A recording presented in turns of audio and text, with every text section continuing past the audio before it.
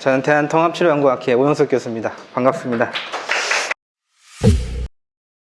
오늘은 최적화 실습입니다. 이 상직 파트에 공을 많이 들입니다. 한 1년에 한 12달이면은 교육이 한 30개 정도 열리는 것 같은데 거의 한 70% 이상이 상지 파트에 집중되어 있는 실정이에요. 아무래도 교육생분들의 그런 요구가 더 많아서겠죠. 상지 치료하는데 어려움을 많이 느끼시기 때문에 어쩔 수 없이 저도 그거에 맞춰가지고, 그렇다고 뭐 하체가 중요하지 않은 건 아닌데 상대적으로 상지 재활이 좀 더 어려운 측면이 분명히 있습니다. 여러분들이 상지 재활이 왜 어려운지부터 아셔야 됩니다. 그거를 잘 모르시면 백날 해도 치료가 되지 않아요. 상지 파트는 작업치료 선생님들도 많이 이제 치료를 하시고 그러는데, 게이트가 우리가 보통 이제 병원에서, 재활병원에서 현재 게이트 치료 아니면 리칭 치료, 거진 물론 디스파지아라든가 스피치라든가 여러 가지가 있긴 하지만, 우리가 피지컬적인 측면에서만 봤을 때는 주로 이제 상지, 보행 이런 식으로 나눠져 있죠. 거의 그런 식으로 이제 사고방식을 가지고 치료를 하시는데, 게이트는 금방 되죠. 환자분들 금방 어떻게 일어나가지고 병원에 입원한 지 얼마 안 된 것 같은데 몇 주 지나면은 한 발짝 뛰고 막 좋아가지고 막 그러고 계시잖아요, 그죠? 근데 팔은 이게 잘 안 되죠, 그죠? 그 잘 안 되는 게 왜 안 되냐? 내가 못해서 안 되냐? 틀린 말이 아닐 수도 있죠. 근데 잘하는, 똑같은 실력을 가진 치료사가 출발을 해가지고 한 명은 상지를 치료하고 한 명은 하체를 치료하면 하체가 먼저 회복이 됩니다. 그 이유를 정확히 아시면 되는 거예요. 오늘 이 가르쳐드리는 이 파트가 약간 그런 맥락에 있어요. 그러면 우리가 상지가 어렵다고 하는데 하체는 쉬운데 상체는 어렵다. 만약에 그렇게 우리가 생각을 한다면은, 내가 상지 제어를 한다라고 이제 환자분을 딱 대해가지고, 환자분이 오셔가지고 치료실에 오셔서 자 이제 상지 팔 치료 해드릴게요 이렇게 하려고 하는데, 내가 어느 부위를 만지고 치료를 하는가, 이걸 한번 지금 한번 떠올려 보세요. 환자분의 상지를 치료해 준다 그러고 어느 환자분의 신체 어느 파트를 만지기 시작했는가. 그런데 상지를 치료한다 그러는데 상지를 먼저 만지면 그래서 치료가 안 되는 겁니다. 여러분들 뼈가 한 200개 좀 넘게 있죠? 근육은 몇 개인지 아세요? 근육 한 600개 정도 있다 그래요. 같은 이름을 가진 머슬이 여러 개 있는 경우도 많이 있어요. 그리고 개수를 다 세보니까, 어떤 사람이 세봤는데 한 600개 정도 세다가 이제 잠들었는지 600개 정도다. 항상 문헌에는 그렇게 나와요. 600개 정도 있다. 저도 세다가 이제 목 부위만 셌는데 60개 정도, 56개인가 이제 제가 목 부위만 세다가 도저히 못 세겠더라고요. 안 셌어요. 그래서 그냥 머릿속에만 집어넣고 있는데, 여러분들이 하루에 몇 개의 머슬을 내 손에 만지고 치료하는지를 잘 생각을 해보셔야 됩니다. 600개 중에 내가 과연 몇 개의 근육을 가지고 이 환자의 팔을 회복시키게 하려고 하는가. 환자의 팔이 이렇게 한번 이렇게 뻗치려면은 몇 개의 근육이 작동이 돼야 이 팔을 한번 뻗을 수 있을까요? 여러분들이 그런 개념부터 좀 알고 계셔야 됩니다. 600개. 그러면 다리를 하나 들었어. 그럼 몇 개의 근육을 가지고 이 다리를 든 거예요? 모든 동작에, 사람이 행하는 모든 동작에 모두 600개의 머슬을 사용합니다. 다만 우리가 주동근이라고 하는 거 있잖아요. 주동근. 팔을 올린다. 델토이드 엔테리어 파이버가 이렇게 올려줬어. 델토이드 엔테리어 파이버가 숄더 플렉션의 주동근이라도 모르시는 경우도 꽤 있어요. 만약에 몰랐다면 반성하시고 반드시 아셔야 됩니다. 그 다음에 이렇게 팔을 이렇게 드는 거 아닙니까? 그럼 델토이드 엔테리어 파이버가 100% 사용해서 이걸 드는가? 그렇지 않다는 거죠. 일단 제가 만약에 지금 현재 앞에 있는 강사가 서 있는 자세에서 팔을 들었다. 이거 델토이드 엔테리어 파이버를 사용해서 든 겁니까, 이거? 서 있는 데에 몇 프로의 힘이 더 많이 들겠어요? 서 있는 데에만 80%의 힘이 들어가는 거예요. 앉은 자세도 마찬가지죠. 누운 자세는 이제 BOS가 넓으니까 다른 파트에 힘을 쓸 일이 별로 없겠죠. 그러니까 여러분들이 스파인 포지션에서 치료를 한다 그러면 집중적으로 그 부위를 치료하는 데에는 도움이 될 수 있어요. 근데 이제 우리가 누운 자세에서 치료했는데, 누운 자세는 조금 먼 얘기라고 치고, 보통 이제 OT 테이블 같은 데서 치료한다 그러면 앉은 자세에서 치료 많이 하잖아요, 그죠? 앉은 자세에서 치료 열심히 했는데 환자는 어떻게 된다 그랬어요? 일어나자마자 다시 이렇게 되잖아요, 그죠? 거기서 여러분들이 힌트를 얻으실 줄 아셔야 돼요, 힌트를. 왜냐면 내가 앉은 자세에서 분명히 치료를 해가지고 이만큼 톤을 떨어뜨려 놨는데 환자가 일어나니까 다시 톤이 올라가네? 여기서 여러분들이 많은 정보를 얻으셔야 된다. 팔을 치료함에 있어가지고 팔을 치료하는 게 과연 정답이냐, 이겁니다. 그분이 왜 앉아있는 자세에서는 팔의 톤이 떨어졌는데 일어나자마자 팔의 톤이 올라갑니까? 팔에만 집중됐던 힘이 분산되기 때문에 팔의 톤이 올라갈 수밖에 없는 거라고 하는 거예요. 그 앉은 자세에서 자세 유지를 잘 한 상태에서 팔을 만약에 이렇게, 근데 환자분이 이렇게 있다가 허리만 펴도 다시 강직이 이렇게 되는 거 아세요, 혹시? 환자분이 힘을 이렇게 빼고 있으면 뭐 이렇게 되다가 조금 힘주면 다시 이렇게 올라가는 거. 그러면 여러분들이 이게 올라가냐 떨어지냐를 잘 중요하게 생각하지 않거든요. 그러니까 환자분이 팔을 이렇게 펴고 있다가 가볼까? 그러면 이게 팔에 힘이 올라가는 거. 그러면 저거를 팔의 힘으로 이렇게 올렸다 내렸다라고 생각하지 않잖아요. 누구도. 환자분이 이거를 팔 힘으로 강직으로 올린 게 아니잖아요, 지금. 근데 우리가 치료는 항상 팔에 집중한다 이거예요. 이게 지금 그러면 앉은 자세가 일어나려고 할 때 이렇게 힘이 올라가요. 우리가 하품만 해도 이렇게 올라가잖아, 하품만. 하품할 때 팔톤이 이렇게 올라간다는 건 하품을 했기 때문에 톤이 올라간 거잖아요. 그럼 우리가 그때는 하품하는 거에 집중하지, 저 사람의 팔을 사용했네라고 얘기하지 않잖아요. 그러면 여러분들이 하품할 때 팔 톤이 올라가는 거 고쳐주려면 뭐를 고쳐줘야 된다라고 하는 거야? 하품하는 거를 고쳐줘야 되는 거지, 거기서 팔을 쓰는 거를 고쳐주는 게 의미가 없다 이거예요. 그래서 여러분들이 그것 때문에 제가 최적화라는 말을 여기다 써놓은 겁니다. 여러분들이 그 팔 여기서 멀리까지 나가는 이 과정에서, 그러면 이제 앉아있다 일어나는 것도 마찬가지죠. 앉아있다 일어날 때 일어나자마자 사용되는 머슬들이 팔에 집중할 수 있는 힘을 뺏어갔기 때문에 팔 기능이 다시 떨어지는 겁니다. 그럼 여러분들이 그때 일어난 자세에서 그럼 팔을 쓰게 만들어주려면 팔 치료를 하는 거예요? 다리를 치료하는 거예요?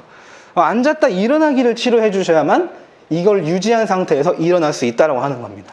리칭도 마찬가지죠. 리칭에서 중요한 건 리칭의 진짜 중요한 점은 뭐예요? 물론 인지라고 얘기할 수도 있지만 인지는 이제 모티베이션을 위해서 중요한 거예요. 태스크 수행을 해야 된다는 그런 해석해가지고 어떤 적절한 무브먼트가 나가야 된다는 것 때문에 인지가 중요한 거지, 우리가 이제 힘 분배를 봤을 때는 가만히 이게 BOS가 양쪽의 체중 지지를 앉아있는 상태에서 잘 하고 있는 상태에서 한쪽으로 체중을 옮겨준다라는 게 중요한 겁니다. 그래서 태스크를 인지해서 내가 모티베이션을 가지고 이제 출발하려고 그래. 프리프론탈 모터 코텍스에서 운동을 시작해준다 그러죠. 시작할 때 어때? 여기서 이렇게 가는 거는 리치가 짧으니까 이렇게 나가잖아요. 그럼 이제 환자분이 양쪽의 하체로 버티고 있다가 한쪽의 하체로 버티게 되는 그 환경에서 나간다 이거야. 그러면 환자분이 결국 양쪽에 같이 버티고 있는 상황에서 한쪽으로 체중을 이렇게 바꿔줄 수 있는 능력이 없으면 리칭이 나가지 않는다라고 얘기하는. 그래서 여러분들이 반드시 요거를 해줄 줄 아셔야 돼요. 요거를. 그 다음에 이제 신경계적으로 말씀을 좀 드리자면은, 우리가 이제 프록시말 파트, 스파이널 코드 위에서 이제 메둘라에서 이렇게 올라가죠. 계층적으로 올라가서 제일 위에 뚜껑을 덮고 있는 게 세레브랄 콜텍스입니다. 우리가 이 큰 브레인 중에서 세레브랄 콜텍스는 1mm 정도 된다라고 해요. 1mm 정도. 근데 인지 능력은 다 그 1mm에서 나는 거예요. 그러니까 그 1mm 정도에서 명령을 출발해서 내려주는 건데, 그 덮여져 있는 세레브랄 콜텍스 수준의 무브먼트는 되게 정교한 무브먼트. 예를 들면 요새는 수술을 이렇게 뇌 혈관 수술도 이렇게 컴퓨터로 하죠. 컴퓨터로 이렇게 감마 나이프 같은 거 쏴가지고 혈전 용해 같은 거 하기도 합니다. 이렇게 되게 정교한 치료는 사람의 손으로 하는 것보다 로봇이 하는 게 좋다, 이런 말이 있어요. 근데 더 정교한 거는 로봇이 할 수 없다, 그런 얘기가 있어. 각막 라식 수술 같은 거 0점 몇 미리도 안 되는 거는 사람 손으로 해야 된다, 그런 말이 있다고. 이게 아주 정교하다라고 얘기하는 건 컨트롤할 수 있는 근육이 많이 있다라고 하는 거야, 여기. 그 다음에 배치된 어떤 그 중추가 고위중추라는 겁니다. 우리 신체는 이렇게 신체 그 중심에서 가까운 파트가 있고 이렇게 먼 파트 이렇게 나눠져 있다고. 중심에서 나가는 겁니다. 그게 바로 브레인에서 아래에서 위쪽으로 올라가는 그 계층 구조랑 거의 일치합니다. 근데 그 일치한다는 게 무슨 말이냐면은, 아까도 말씀드렸다시피 팔을 올리려면 뭐부터? 허리부터 펴진다는 이야기예요. 이렇게. 그러니까 허리가 펴지지 않은 상태에서 팔을 올리는 거는 우리가 근육을 무리하게 사용해서 올릴 수는 있지만은, 제가 아까 말씀드린 600개의 근육이 하나의 팔을 올리기 위해서 각각의 퍼센테이지를 다 가지고 운동을 하는데, 그거를 못 쓰게 제한을 하면 그 비율이 깨지는 겁니다. 그 비율이 깨져. 정상인 같은 경우에는 그걸 과사용으로 표현할 수 있어요. 과사용. 허리나 어깨가 아픈 이유는 어느 부분, 어딘가, 그러니까 허리를 과하게 사용할 수밖에 없었던 어떤 원인이 되는 환경이 있다라고 얘기하는 거예요. 예를 들면 하체 힘이 약해졌다라든가, 척추 배열이 이런 거. 의문점은 있죠. 어디서부터 시작해서 어디가 아플 거냐, 이런 의문점은 이제 드는 게 이제 마지막 최종 우리가 궁금해서 그거를 치료해야 되는 부분인데, 여러분들이 단순하게 이런 고위중추, 손과 발, 내가 의지적으로 움직일 수 있는 고위중추와 그 다음에 통증, 지금 현재 허리가 아파, 그러면 치료점이 허리가 아니라는 건 아니다. 왜냐면 이런 눈에 보이는 나타나는 부분들, 이런 고위중추라든가 통증 부위, 이런 부위는 어떤 원인에 대한 결과물입니다. 결과물. 근데 보통 이제 사람들이 보통 손발이 환자분들, 우리 헤미플레이저 환자분들은 거의 손발이 불편하고 통증 파트에서도 거의 어깨나 허리 파트가 아프기 시작해서 뭐 이렇게 내려가서 뭐 여기도 아프고 이렇게 이런 식으로 되잖아요.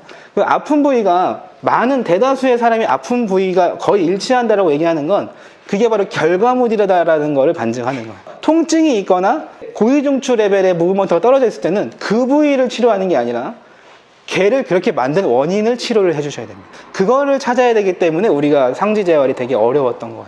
팔이 제일 잘 나갈 수 있게, 고위중추라고 하는 거는 사장님이거든요. 대통령이거든요. 대통령. 근데 이제 대통령 생각에는 무슨 생각이 들겠어요? 대통령 혼자서는 나라를 이끌어갈 수 없다라고 하고, 얘가 잘 이렇게 기능을 하려면 아래 것들이 먼저 세팅이 잘 돼 있어야 됩니다. 그게 바로 이겁니다. 그래서 제가 이제 오늘 자꾸 밑밥을 까는 거는 상지 재활에 관련된 주제이지만 상지 파트 만질 일이 별로 없다라고 하는 것. 그러니까 여러분들 이 개념대로 치료를 하셔야만 그 다음 단계로 팔이 이제 활성화됩니다. 반대로 좀 세게 얘기하자면 이런 세팅 과정이 없으면 팔 치료 안 됩니다. 팔만 죽어요. 여러분들 몇 년 차 되신 분들은 이미 1년만 치료해서 근무해봐도 팔만 가지고 치료했을 때 팔이 회복되지 않는다는 걸 이미 다 알고 있잖아요. 우리가 팔만 치료했을 때 팔만 되지 않는 이유가 이것 때문이었구나를 알아가는 시간으로 오늘 좀 진행했으면 좋겠다. 이것이 이제 그 이유가 돼요. 우리가 손이 왜 발달했는가? 이렇게 옷도 이렇게 과제를 수행할 수 있다. 손을 쓰기 시작하면서 잡식성이 됐대요. 우리 사람은 이빨이 이렇게 생긴 애들은 여기 보세요. 무섭죠, 그죠? 얘는 이빨 형태가 이게 송곳니밖에 없다고. 송곳니밖에 없는 애들은 얘도 마찬가지죠. 호랑이야, 표범이야. 생긴 게 다 이렇게 날카로운 이빨밖에 없죠, 그죠? 얘는 뭐를 못하는 거예요? 초식을 할 수 없다. 초식. 이 동물의 진화는 그냥 이렇게. 근데 이 상태로 진화했더니 불편하지 않으니까 이 동물들이 아직도 존재하는 겁니다. 만약에 이제 이 상태가 불편했다면 멸종을 했겠죠. 이 동물은. 근데 이제 육식성은 이렇게 돼 있다. 초식 동물들은 이렇게 또 날카로운 송곳니가 없이 이렇게 뭉툭한 이를 가져가지고 이게 잘 이렇게 씹어가지고 삼킬 수 있게. 얘네들의 위는 다 그런 식으로 발달이 됐겠죠. 옛날에 뭐 한 20년 전쯤에 다이옥신이라는 질병이 소고기에 다이옥신 걸린 거 뭐 이런 게 있었는데 그 사료에 육식 사료를 잘못 먹여가지고 소가 다이옥신 걸렸다. 소는 이빨이 이렇게 생겼기 때문에 초식을 했었어야 되는데 육식을 했더니 자기가 진화한 거랑 다른 성분의 음식이 들어오니까 뭐 다이옥신이 걸렸다. 그러니까 사람은 이제 어금니, 송곳니 다 가지고 있더라. 이거와 손이 발달한 거와 관련이 있다라고 하는 거예요. 팔로서 위에서 가지고 올 수 있었기 때문에 이런 것이 가능하다. 여러분들 이게 바로 태스크 오리엔테이션의 시초가 되는 거예요. 왜 과제를 가지고 치료해야 되는가? 뭐 팔이 이렇게 뻗을 수 있었기 때문에 이가 이렇게 된 건지, 뭐 이가 이렇게 돼 있어서 팔을 쓰게 된 건지는 잘 모르겠어요. 어쨌든 간에 뭐가 먼저인지는 모르겠지만 어쨌든 이런 구조와 팔을 이렇게 위로 뻗을 수 있는 능력을 가진 거랑은 관련이 많습니다. 그래서 여러분들이 그런 개념을 가지고 손을 이런 식으로 접근해서 치료를 해야 되겠다라고 하는 거를 좀 감을 잡으시는 게 좋겠습니다. 지금 제가 이제 팔 치료하는 여러 가지 사진들을 보여드렸어요. 여기다 띄워드렸어요. 근데 이제 여러분들 뭐 케이스 바이 케이스 뭐 이런 얘기 많이 하시는데 우리가 신경계 병원이나 센터에서 볼 수 있는 그런 케이스들이죠. 근데 이 케이스들이 지금 팔이 다 불편하신 분들인데 치료법은 다 달라야 되는 그런 케이스들입니다. 보시면은 레프트 헤미 보시면 이 사람은 어깨가 어때요? 몸이 왼쪽에 문제가 있는데 왼쪽으로 무너진 케이스, 이런 케이스도 있겠죠. 근데 여러분들이 중심선을 보실래요? 이 사람의 하체 중심이 지금 여기인데 상체 중심은 지금 왼쪽으로 쏠려 있죠. 여러분들 이런 거 납득할 수 있으십니까? 보통 레프트 헤미 플라이즈 하면은 오른쪽으로 내 몸이 이렇게 이쪽이 더 편하니까 이렇게 와 있게 마련이잖아요. 레프트 헤미인데도 몸의 중심이 레프트로 가 있는 경우도 있다. 이런 거를 객관적으로 볼 줄 아셔야 됩니다. 레프트 헤미는 무조건 좌측의 체중 지지 운동 또는 뭐 좌측이 불편하겠다라는 이런 당연하다라는 그런 생각으로 접근하시면 이런 케이스를 치료할 수 없는 거다. SCI 환자분들은 뭐 이렇게 돼 있죠. 여러분들 SCI 환자분들의 손이 꼭 이런 형태로 생겨지 않았어요? SCI 환자분의 손은 항상 이렇게 생겼습니다. 우리가 헤미플레이저 환자분의 손은 이렇게 생겼어요. 이렇게. 근데 SCI 환자분은 꼭 이렇게 생겼어요. 왜 그래요, 이거? 이런 손과 이런 손의 차이는 뭡니까? 이게 바로 디스유즈 아트로피입니다. 사용하지 않아서 생기는 아트로피. 그러니까 SCI 환자분들은 디스유즈 아트로피를 동반한다라고 하는 걸 반드시 알고 치료하셔야 돼요. 디스유즈 아트로피는 상당히 중요해요. 뭐가 중요하냐면 디스유즈 아트로피가 있으면 이거 딱 봐도 로우 톤이잖아요. 톤이 떨어져 있잖아요. 이 환자분한테 어떤 운동을 시킬 겁니까 이거? 근력 강화 운동을 시켜주겠죠 당연히. 사용하지 않아가지고 지금 톤이 떨어져 있는 상태니까. 근데 근육을 사용하지 않으면 근육이 어떻게 되는지 아세요? 근육을 사용하지 않으면 근육이 어떻게 됩니까? 제가 이제 그저께 제가 야간 근무가 있어가지고 그저께 야간 근무를 하고 어저께 아침부터 오늘 아침까지 잤어요. 오늘 아침에 일어났더니 아직도 허리가 뻐근해. 그러니까 오래 잤기 때문에 허리가 뻐근해. 당연하죠, 그죠? 여러분들도 오래 주무시면 허리가 뻐근하잖아요. 근력이 약해서 사용하지 못했으면 그 근육은 어떻게 돼 있다라고 하는 겁니까? 뻣뻣해진다라는 걸 아셔야 된다. 뻣뻣해진다. 어떻게 보면 당연하죠, 그죠? 근데 우리가 로우톤 환자는 항상 어떻게 접근합니까? 근력 강화 시켜줘야 돼. 이렇게 접근하잖아요, 그죠? 그래서 안 되는 거다. 안 되는 거다. 그래서 로우톤 치료가 안 되는 거예요. 로우톤도 역시 근육이 짧아져 있다라는 걸 아셔야 돼요. 짧아져 있다. 사용하지 않는 근육은 이렇게 줄어드는 건 당연하잖아요, 우리가. 당연하게 알고 있잖아요, 어떻게 보면. 근데 그게 꼭 로우톤에 이렇게 책에서는 로우톤 환자분들 이렇게 근육이 늘어져 있으니까 강화 운동 시켜라. 우리가 3년 동안 그런 식으로 계속 배우고 살았기 때문에 톤이 떨어져 있으면 근력 강화부터 시키려고 덤벨 올리고 하는데 안 되잖아요, 그게. 디스유즈 아트로피가 있었기 때문에. 근데 우리가 아트로피라는 단어를 들었을 때는 또 뻣뻣하다라는 느낌이 있죠, 그죠? 아트로피는 좀 약간 뻣뻣한 그런 느낌이지 않습니까? 근데 앞에 디스유즈가 붙어 있잖아요. 그러니까 사용하지 않은 뻣뻣함이잖아요, 그죠? 그래서 디스유즈 아트로피는 항상 이렇게 디스유즈 아트로피라고 꼭 외워라 이렇게 제가 학생들한테 가르치곤 합니다. 그 개념이 꼭 있어야 되기 때문에. 디스유즈 아트로피 환자분들도 역시 근 늘리기부터 먼저 해주셔야 돼요. 여러분들 로우톤 환자를 치료하는 데 가장 핵심은 그 로우톤의 상태가, 로우톤 머슬의 상태가 부피가 줄어들어 있거나 길이가 짧아져 있다는 것을 알고서 접근해야 된다는 게 상당히 중요한 개념이에요. 이분은 레프트 햄인데 지금 몸이 오른쪽으로 편중되어 있죠. 우리가 알고 있는 상식적인 레프트 헤미플레이자 환자분이죠. 이분하고 다르죠? 이 두 사람 똑같은 레프트 헤미플레이자인데 어때? 치료법은 완전히 달라진다. 출발점 자체가 다르기 때문에. 이 사람은 레프트인데 오른쪽으로 이렇게 잘 쓰는 사람이고 이 사람은 근데 여기 지금 가려져 있긴 하지만 다리가 이렇게 안으로 들어와 있을 가능성이 큽니다. 네, 우리 환자분들 보통 인벌전 패턴이 강하잖아요. 이렇게. 다리가 이렇게 앉아있을 때 곧게 앉아있지 못하고 한쪽을 이렇게.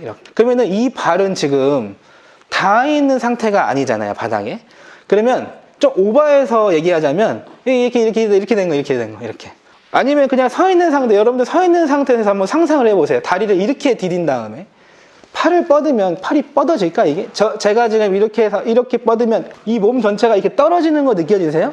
얘가 지지하지 못하면 그 다음 얘가 지지해야 그 다음에 업라이트가 일어날 텐데 얘가 지지하지 못하면 팔이 이렇게 그럼 리칭은 나갈 수 없다라고 하는 겁니다. 환자분들 마비가 있으니까 지금 저는 정상인이니까 델토이드를 강하게 써가지고 그 비율을 깨트리면서 팔을 들어 올릴 수는 있었지만은 뭐를 가지러 갈 수는 없잖아요.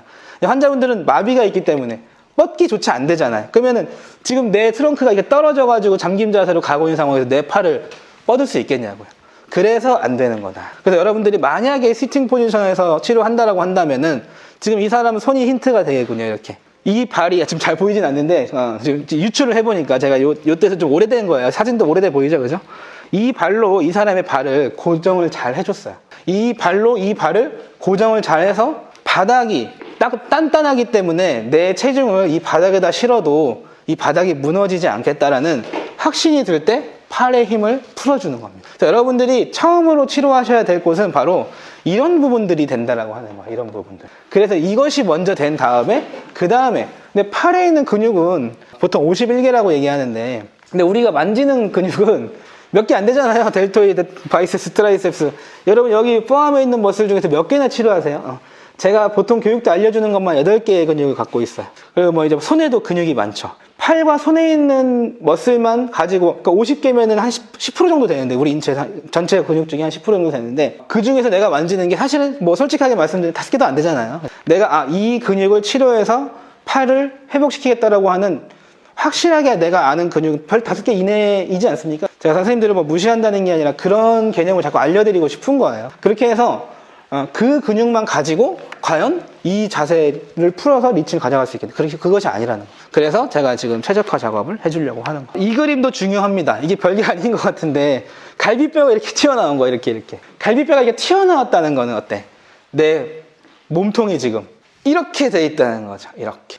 허리 아픈 사람들이, 많은 사람들이 자세를 이렇게 하고 있죠, 이렇게. 이거는 이제 소위 이렉터 스파인 머슬을 과하게 사용한다. 저는 그렇게 표현합니다. 이렉터 스파인 머슬은 우리가 코어 머슬로 알고 있는데, 그렇지 않아요. 되게 겉면에, 상대적으로, 스파인 레벨에서는 상대적으로 겉면에 있는 구조물들이고, 그 이렉터 스파인 머슬이 강하게 수축하면 바로 이 자세가 됩니다. 이 자세는 인터코스탈리스 머슬이 올라가지 못하고 그냥 픽스, 고정된 상태가 돼요. 이렇게. 그럼 이제 우리가 갈비뼈를 갈비뼈와 척추 사이를 지지해주는 다이아프람이라는 중요한 머슬이 있죠. 그 머슬이 내 립케이지를 부착을 시켜줘야 정말 복근에 있는 트랜스버스 어브도미니스, 인터널 익스터널 오블리크 머슬들이 액티베이션이 돼서 업라이트, 그 다음에 팔 나가는 거예요. 근데 이게 허리 펴! 안 된다, 이거. 이렉터 스파인 머슬을 잘 컨트롤할 줄 아셔야 됩니다. 그것도 오늘 조금 제가 어떻게 보면 그게 핵심이에요. 그걸 잘 보여드려 보도록 할게요. 자, 옷을 벗겨봤더니 여러분들이 이거 한번 해보실래요? 이렇게 팔 한번 이렇게 들어보실래요? 앞으로 나란히 이렇게 하신 다음에 자기 트라이셉스 머슬 한번 만져보세요. 힘이 있나 없나. 우리는 리칭을 하면 당연히 트라이셉스 머슬이 핵심이죠. 근데 여러분들 지금 자기 팔에 트라이셉스 머슬 힘이 있어요? 나도 없어, 나도. 어디에서 힘을 쓰고, 트라이셉스 머슬에 힘을 쓰게 하려고 하는데 그냥 들어도 트라이셉스 힘 안 들어간다고. 이 힘을 지금 다 어디서 쓰고 있는 거예요? 이런 데서 쓰고 있다, 이거지. 이런 데서. 이게 바로 우리가 알고 있는 대리 기능, substitution이라고 하는 컴펜세이션 아닙니까? 브레인에서 팔을 드는 걸 허용했어도 힘 자체에 안 된다, 이거야. 환자분들이 팔을 이렇게 들 수밖에 없는 이유는 뭐야?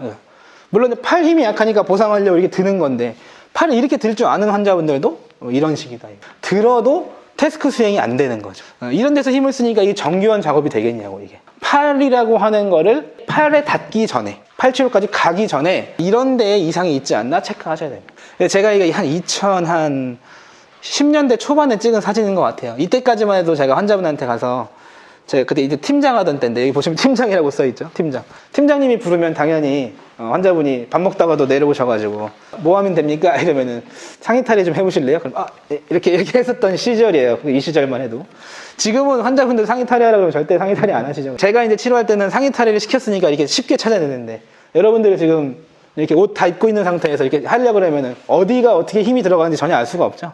그렇다고 이제 지금 뭐 환자분의 옷을 막 강제로 벗길 수는 없잖아요. 그러니까 체크를 반드시 손으로라도 해주셔야 됩니다. 이런 데 힘이 들어가 있지 않나?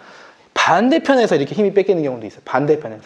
이쪽 팔을 들었는데 이쪽에 지금 컨센트릭이 강하게 걸리니까. 이렇게 걸린다는 건 뭐야? 지금 내 몸이 일로 나가줘야 되는데 지금 이렇게 오히려 몸이 들어오는 자세가 돼버리잖아요. 그러니까 팔은 들어 올렸지만 리칭은 나갈 수 없는 상황이 되는 거죠. 리칭을 아예 못하는 사람, 팔 들어 올리기조차 못하는 사람들은 나갈 가능성이 없다는 것이 이 상태에서 치료한다는 거. 그래서 이런 거를 체크하셔야만 리칭을 만들어낼 수가 있다. 이제 여기 보세요. 서포팅 머슬이라고 나와 있는데 이게 바로 타입 1 머슬입니다. 우리 인체는 포스처럴을 관장하는 타입 1 머슬이 80%입니다. 80%. 그리고 인지를 담당하는 타입 2 머슬, 힘과 인지를 담당하는 타입 2 머슬 20%예요. 20%. 그러니까 여러분들이 운동법만으로 치료를 할 수 없는 이유가 바로 그 비율에 있어요. 80%의 타입 1 머슬은 어때? 인지력이 떨어진다. 갈비뼈 4번 움직이세요. 이거라고. 우리가 갈비뼈 4번을 움직일 수는 없잖아요. 자, 엄지 구부려, 이건 가능하잖아요. 이건 인지 머슬이잖아요. 근데 자, 엄지 구부려 이렇게 할 수 있는 근육은 20%. 그러니까 내가 말로써 이렇게, 자, 팔 구부리세요. 아무리 잘해도 20%다 이거야. 그 이외에 80%의 근육은 다 이런 서포트 머슬, 이런 식으로 돼 있다라고. 그럼 이 서포트 머슬을 어떻게 치료해야 됩니까? 걔네들은 눈과 귀가 없어요. 내가 눈으로 보여주거나 귀로 들려주면 반응하지 못해. 흉추 7번 앞으로 당겨. 그럼 말이 안 되지. 그걸 듣고도 수행할 수가 없겠죠. 그러니까 그 애들은 어떻게 해줘야 되는 거야? 그때는 핸들링을 사용해 주는 거야. 그 친구들도 어쨌든 반응하는 센서리는 있더라 이거지, 다행히도. 그래서 프레셔라고 하는 그런 파츠인 소체가 잘 전달해 주더라. 어떤 사람이 또 이제 운동법으로 치료하는 게 좋아요, 뭐 손으로 치료하는 게 좋아요, 그런 거 물어보는데 의미 없어요. 반응하는 센서리를 제공한다라고 생각하시면 돼요. 엄지 구부려 이렇게 반응할 수 있는 애는 그렇게 하시는 거고, 걔 반응 안 하고 이거에 반응하면 이거 치료하시는 거야. 그래서 그때는 핸들링을 써야 될 때는 그때. 제가 지금 손으로 이렇게 치료할 수밖에 없었죠. 목이 지금 이렇게 뻣뻣한 상태에서, 자, 이 목 뻣뻣한 거 힘 빼세요. 이게 되냐고, 이게. 말이 안 되는 일이지, 그죠?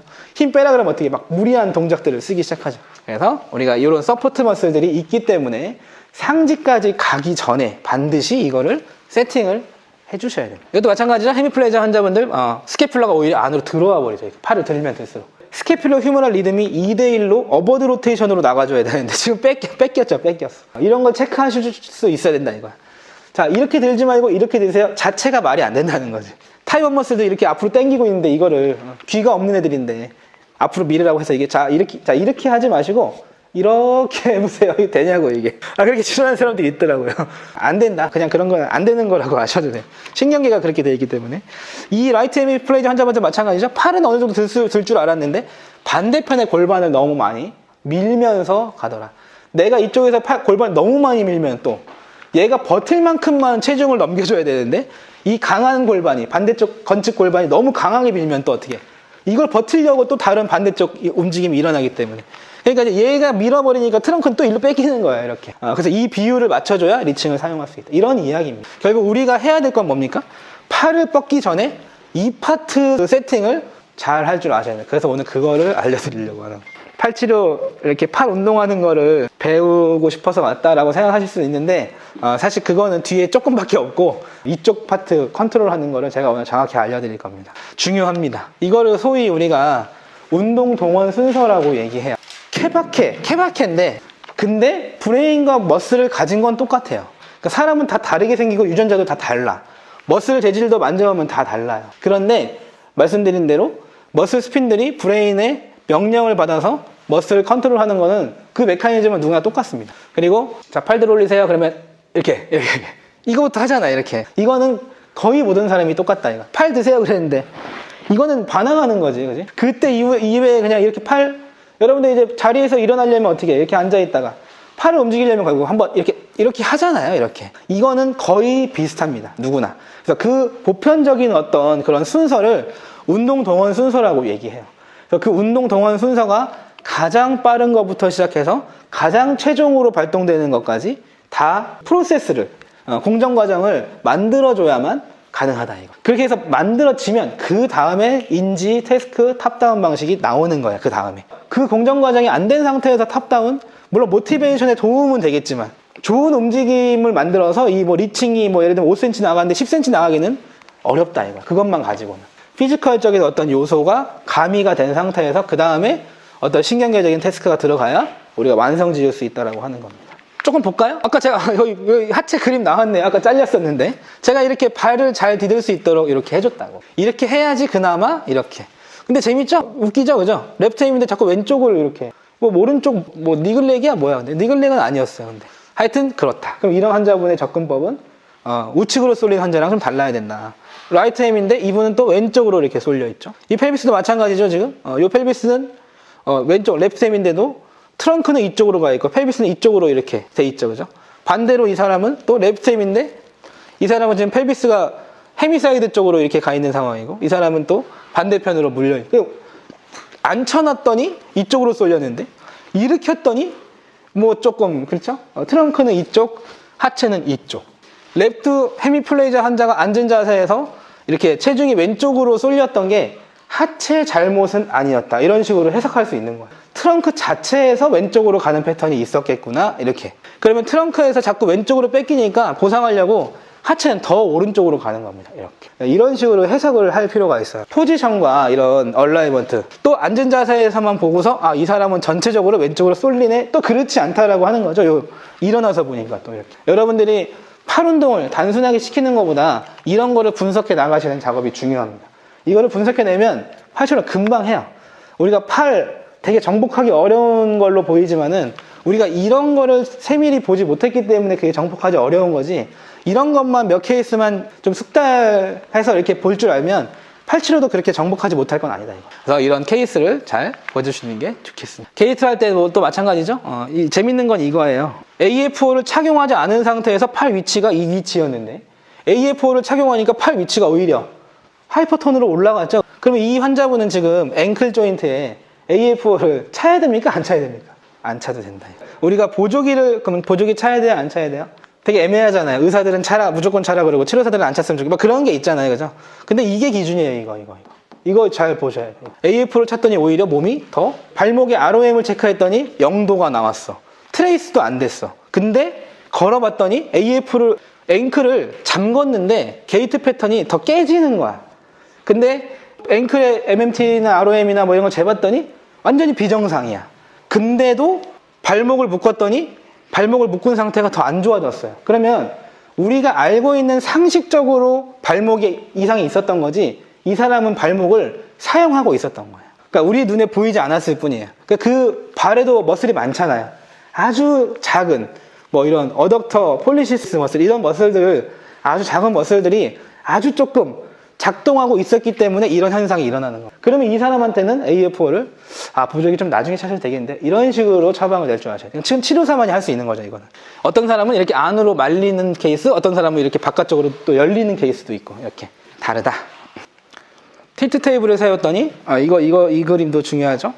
이렇게 발을 잘 못 그러니까 이 사람이 발을 못 딛기 때문에 팔이 올라갔다라는 게 확실한 거는 바로 틸트를 세웠더니 익스터널 로테이션이 일어났다라고 얘기하는 거예요. 보통 우리가 플럭서 시너지 패턴은 이렇게 잠긴 자세인데, 이 하체 파트를 안정적으로 해줬더니 팔의 톤이 이렇게 떨어져가지고 익스터널 로테이션 무브먼트가 좀 나왔어. 그러면 우리가 이 사람은 하체 문제가 확실하구나, 이런 식으로 하시는 거예요. 그러면 이 사람의 팔을 치료하기 위해서는 일단 하체 치료부터 들어가는 것이 더 일리가 있다, 이렇게. 그런 식으로 판단을 하기 위해서 이런 케이스들을 여러분들이 좀 알고 계셔야 됩니다. 조금 감이 오시나요? 내가 팔을 치료하기 위해서 뭘 해야 되는지. 이 진단법이 중요해요, 이런 진단이. 이 진단이 돼야만 팔을 치료할 수 있는 시작점에 온 거야, 이제. 우리가 알고 있는 팔 치료 테크닉이 틀렸던 게 아니었던 거야. 내가 열심히 안 했기 때문에, 아니면 내가 못해서 팔이 안 움직였던 게 아니라 이게 안 됐기 때문에 안 됐던 거예요. 그러니까 여러분들이 충분히 지금 팔 액티베이션을 일으킬 수 있는 한 1, 2년 근무했으면은, 능력을 갖고 있음에도 이런 걸 모르면 아무리 좋은 팔치료법을 갖고 있어도 잘 안 될 가능성이 크다라고 얘기하는 거예요. 여러분들 포스처럴 세팅이라는 말 들어보셨나요? 여기 포스처럴 세팅이라는 말을 제가 써놨, 컨트롤 오브 포스처럴 이렇게 나와 있네요. 말 그대로 이런 거를 얘기합니다. 이게 엔테리어 틸팅 과도한 거 많이 알고 계시죠? 이런 거 어떻게 치료하십니까? 제가 이따 이걸 어떻게 치료하는 건지 잘 보여드릴게요. 이게 빠지면 얘만 중요한 게 아니죠? 이런 데도 같이 빠지죠, 이렇게. 이런 것도 이제 전체적으로 볼 줄 아셔야 돼요. 한쪽으로 몸이 이렇게 기울은 경우, 기울면서 또 반대급부로 이렇게 톤이 올라가는 경우, 또 이 사람은 레프트햄인데 또 이렇게 반대쪽으로 이렇게 레프트 쪽으로 몸이 휜 경우. 아까 이분 앞모습을 잠깐 봤었는데, 앞모습은 왼쪽 헤미플레이지아니까 오른쪽으로 몸이 있는 거라고 제가 설명드렸는데, 뒤에서 봤더니 또 완전히 다르죠? 패턴이 달라. 이렇게 해가지고 여러분들이 평가를 하실 때 반드시 앞뒤 양옆 세밀하게 다 봐주셔야 됩니다. 보는 눈이라, 원래 사람 아는 만큼 보인다는 말이 있죠, 그죠? 치료에서도 그 말이 많이 적용되는 것 같아요.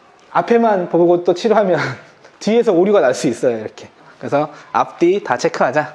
여러분들 어떤 팀이 이기겠습니까, 이거? 여러분들 물리치료과나 작업치료과 뭐 줄다리기 하면 꼭 그런 과들이 저는 그랬었는데, 물리치료과나 작업치료과 우승하는 이유가 뭐예요? 바로 이런 자세를 쓸 줄 알기 때문에 그렇죠, 그죠? 이렇게 해가지고 줄다리 잡은 꼬락선이 보세요, 이거. 이렇게 해가지고 줄다리 이길 수 있겠어요, 이거? 이게 바로 포스처럴 세팅이에요. 요새 여러분들 뭐 야구나 뭐 골프 같은 거 좋아하십니까? 야구 투수들이 이렇게. 요새는 그 팔 웨이트 운동 안 한다 그러죠? 투수들이. 뭐를 중요시해요? 밸런스를 중요시하죠. 자기 나름대로의 밸런스겠죠. 이게 밸런스가 맞아야 제구력도 이렇게. 몸의 균형이 맞아야지 이게 제구력이 되는 거지. 팔 힘이 세다 그래가지고 뭐 세게 던지고 정확히 가는 게 아니라는 거예요. 우리가 볼링 같은 거 처음 칠 때 어때요? 제일 처음으로 볼링 치는 날 다음날 어때? 막 어깨 아파 죽잖아요. 막 손목 아프고 막. 근데 막 또랑으로 빠지고 막 이럴 때 이제 볼링 가르쳐 주는 사람들이, 야, 힘을 빼고 굴리기만 해. 이렇게. 이 볼링은 이렇게 치는 거구나로 감 잡을 때가 언제예요? 힘 다 빼고 이렇게 굴리기만 하는 걸 알았을 때. 남자들 처음 배울 때 막 힘으로 한다고 그냥 막 던지다가 막 또랑으로 다 빠지잖아요, 이렇게. 그 힘 빼라는 게 바로 뭐야? 타입 2 머슬의 힘을 빼라는 거야. 타입 2 머슬의 힘을 빼면 어떻게 해? 밸런스를 잡는 타입 1 머슬들이 세팅을 잘 해주고, 자기 힘, 그러니까 원래 써야 될 힘만 써야지 이게 잘 굴러가는 거지, 과도하게 이게 힘을 쓰면 안 된다, 이게. 떨어진다, 이거. 바로 치료도 똑같습니다. 이렇게 돼야지 얘가 이제 당겨지는 거지. 팔 힘으로만 이렇게 당겨서는 이 게임은 이길 수가 없다. 야구의 메커니즘 말씀드린 대로 하체가 중요합니다. 하체를 받쳐주는 타입 1 머슬들, 그리고 트렁크의 중심 이동, 이런 것들이 중요하다고. 리칭도 마찬가지다. 그렇게 된 이유는 바로 머리통이 이렇게 생겼기 때문에 그래요. 얘네들은 지금 뭐 침팬지 정도 되나요? 제가 어떤 머슬의 스컬인지 정확히 모르겠는데, 어쨌든 우리가 사람의 지능과 비슷하다고 하는 그런 동물들의 스컬을 이렇게 봤더니 이렇게 생겼고, 사람은 이렇게 생겼어요. 차이점은 뭐냐면 바로 이 부분입니다. 이 부분. 이 부분이 바로 섰기 때문에 우리가 직립을 할 수 있다라고 얘기하는 거예요. 프리프론탈 모터 코텍스 부분이죠. 이 부분이 바로 9번, 10번, 11번, 12번. 그러니까 운동 실행 능력이 어때? 훨씬 더 고위의 어떤 운동 실행 능력을 갖고 있다고 하는 거예요. 이렇게 섬으로써 이렇게. 그러니까 점점 얘네들은 지금 딱 이마가 이렇게 뭉툭하잖아요. 그러니까 통제력이 좀 없죠. 그러니까 예의가 바르지 않죠. 한마디로 얘기하면. 중국 가면 원숭이들이 갑자기 나타나가지고 내 바나나 뺏어먹고 막 이러잖아요. 통제력이 상실된 상태잖아요. 걔네들은. 무브먼트는 손 무브먼트까지 나오는데 마지막 그 판단력 하나. 사람은 그런 것까지 모두 갖췄다. 이렇게 보시면 됩니다. 이게 여기 이 부분에서 운동 실행이 되고 섰기 때문에 이 부분이 이렇게 바로 섰기 때문에 내 몸이 업라이트를 할 수 있는 거예요. 한마디로 업라이트가 중요하구나 이거죠. 그러니까 이 물고기 얘네들은 최고 고위 중추가 척추예요. 척수 스파이널 코드. 여러분들 그 방어회 같은 거 좋아하십니까? 방어회를 이렇게 뜨면은 이것도 알고 보면 다 보이는 거야. 저도 모를 때는 안 보였어요. 방어를 이렇게 딱 방어나 참치 같은 거 이렇게 참치 도로라고 해요. 도로 뱃살 참치 뱃살 보면 하얀색이 뱃살이라고 나올 때가 있어요. 이렇게 그 방어도 마찬가지예요. 방어를 이렇게 썰어 놓으면 가시가 가운데 이게 척추 아닙니까, 그죠? 원래 척추 가까이 붙어 있는 애들이 접근이에요. 접근 레드 머슬. 바깥쪽에 척추에서 멀어진 애들이 백근이잖아. 화이트 머슬. 근데 방어를 딱 잘라 보면 가시에 가까운 애들이 흰 살이고 지느러미에 가까운 애들이 그 빨간 살이라고 이렇게. 그래서 이런 거를 우리 같이 치료에 미친 사람들은 그냥 안 넘어가요. 이게 왜 색깔이 바뀌었지? 그리고 찾아보니까 어때? 얘네들은 척추를 움직이는 동물이다 보니까 척추 근처가 타입 2 머슬이고 척추에서 먼 쪽이 반대더라 이거. 척추에서 먼 쪽이 타입 1 머슬들아. 그런 것도 있어요. 이걸 왜 제가 말씀을 드리냐면 이 무브먼트를 가지고 사람의 무브먼트를 유출을 해주셔야 돼요. 물고기처럼 움직이면 척추에 있는 근육을 어떻게 타입 2 머슬처럼 사용한다라고 얘기하는 거예요. 그게 바로 제가 아까 말씀드린 이렉터 스파인 머슬의 과도한 사용을 말씀드리는 거예요. 좌우 분리가 안 된 단순 이렇게 양쪽 같이 이렇게 흐물흐물거리는 거 이거. 이건 코어 머슬의 행동이 아니다 이거야. 그거는 물고기의 마치 화이트 머슬처럼 움직이기 때문에 유익한 움직임이 아니다. 그래서 여러분들이 이걸 치료를 하실 때 허리펴를 잘 하셔야 돼요. 그러니까 허리펴가 절대적이라고 생각하시면 안 돼요. 허리펴 안 돼. 허리펴가 중요한 게 아니라 업라이팅을 시켜주셔야 돼요. 업라이팅. 얘를 봤더니 얘도 지금 개구리 움직일 때 어떻게 움직입니까? 얘 양발 같이 움직이죠, 그죠? 좌우 분리가 안 되는 애들은 이 정도의 움직임 수준밖에 안 되는 거예요. 그러니까 여러분들이 브리징 엑서사이즈를 엉덩이들에게 시켰어.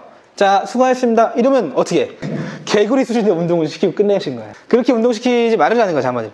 허리펴 끝. 자, 집에 가. 이렇게 하면은 이거야, 이거. 물고기처럼 운동시킨 거야. 이 정도는 시켜줘야지, 최소한. 얘 지금 다리가 4개인데 앞발이 2개인데 둘 중에 하나만 움직였죠, 그죠? 이게 바로 세레브랄 콜텍스가 있는 동물의 무브먼트 패턴입니다. 그러니까 여러분들이 양팔을 같이 들고 자, 수고하셨습니다. 이러면은 안 된다, 이거야, 치료를. 만약에 브리징을 시켰으면 어떻게 해? 반드시 원레그 브리징을 시켜주셔야 돼요. 그게 바로 사람 패턴으로 치료한 거예요. 이렇게. 이게 뭐 이렇게 운동시키는 거 있습니까? 이렇게 팔 나갈 때 이렇게 하는 거, 이 패턴 이거. 이렇게 운동시키는 거. 이것도 시키는 거 자체가 문제는 아니에요. 근데 여러분들이 이 운동을 시켰을 때 어떤 수준의 무브먼트를 만들어낸 건지 정확히 아셔야 돼요. 패턴 무브먼트를 잘못 시키면 어떤 일이 벌어지냐면은 하나, 둘, 이런 식으로 움직인다고, 이런 식으로. 그리고 팔을 못 움직이게 하잖아요? 그럼 다리도 못 움직여. 우리는 팔을 못 움직여도 다리를 움직일 수 있잖아요. 근데 패턴 무브먼트를 잘못 가르치면 팔다리 4개 중에 하나만 못 움직여도 못 움직인다, 이거. 그게 바로 약간 파충류 수준의 악어 같은 애들. 아까 악어 같은 애들이 이렇게 움직이거든요. 이렇게.